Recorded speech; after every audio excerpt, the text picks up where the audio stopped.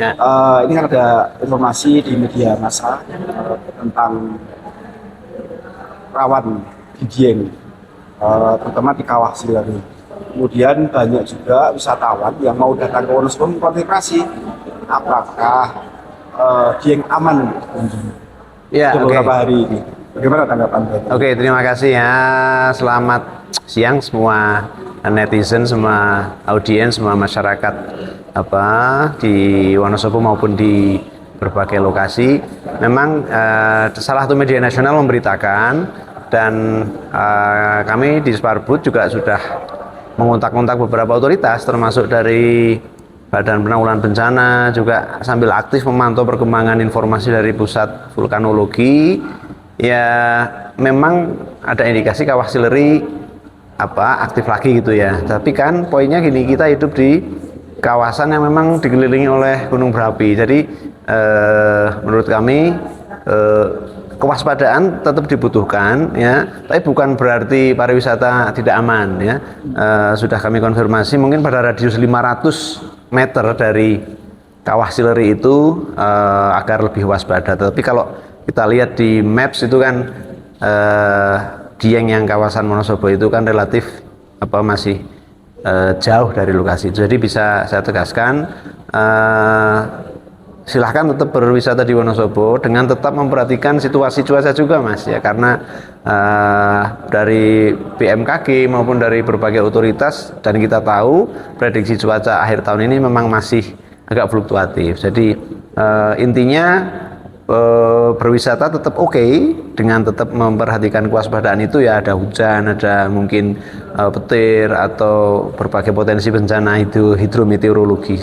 Kami tetap waspada, kami juga sudah ada pos bersama instansi terkait termasuk Polres, BPBD, teman-teman dari perhubungan, pekerjaan umum memantau situasinya. Jangan takut berwisata di Wonosobo, tapi tetap waspada. Intinya seperti itu, Mas.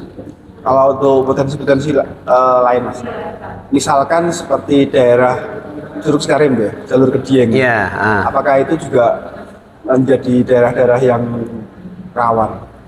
ya, memang kalau kita amati ya, juga dari lalu lintas percakapan di media sosial, seringkali kan ketika hujan ekstrim itu kan memang debitnya gede banget itu ya, airnya jadi coklat. Tapi poinnya karena bentang lahan atau landscape di berbagai tempat wisata di Wonosobo ya memang seperti itu adanya, ada bukit gunung, sebetulnya kewaspadaan tetap dibutuhkan. Sama Sikarim pun juga tetap bisa dijangkau dengan moda kendaraan yang memang khusus untuk itu ya. Pesan kepada masyarakat, kepada netizen ya jangan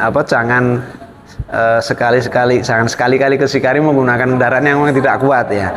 Ini juga perlu saya sampaikan, kemarin ada warga masyarakat yang meminta agar otoritas pemerintah kabupaten itu bisa meminta ke otoritas Google, Mas, agar masyarakat yang mungkin belum tahu terlalu banyak tentang Wonosobo kalau ke Sikarim ya diimbau tetap menggunakan moda yang aman. Dan mungkin permintaan masyarakat itu adalah jalur dari Sumbungan ke Sikarimnya itu ditutup aja, tidak kelihatan di Google Maps. Nah ini juga perlu kami sampaikan, ini kan dilema juga ya.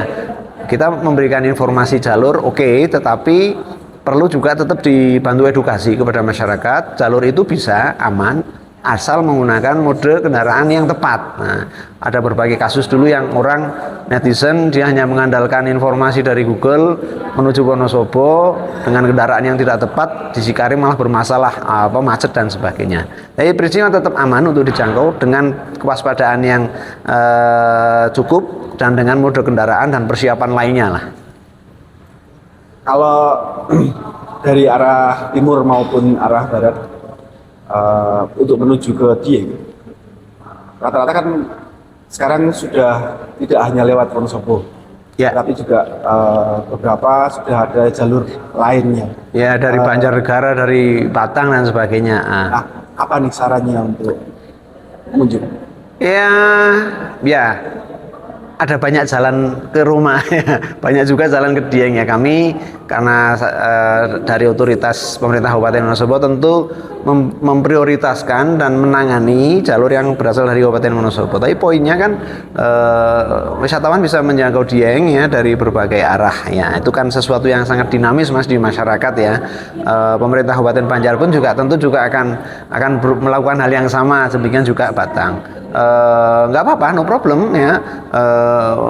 Malah kami pernah kemarin dengan teman-teman dari Dinas Pariwisata Banjarnegara malah justru ayo datang dari Wonosobo pulangnya lewat Banjar atau sebaliknya. Seperti itu juga sudah mulai kami kembangkan karena dalam konteks mempromosikan maupun mengelola kawasan wisata Dieng ya, setelah ditetapkannya kawasan Dieng menjadi kawasan geopark ya, mau nggak mau kami harus bekerja sama dengan teman-teman dari Banjarnegara dan sebagainya mengelola Diengnya itu agar arus lalu lintasnya bisa ditata, daya dukung dan daya tampungnya itu bisa seimbang lah ya.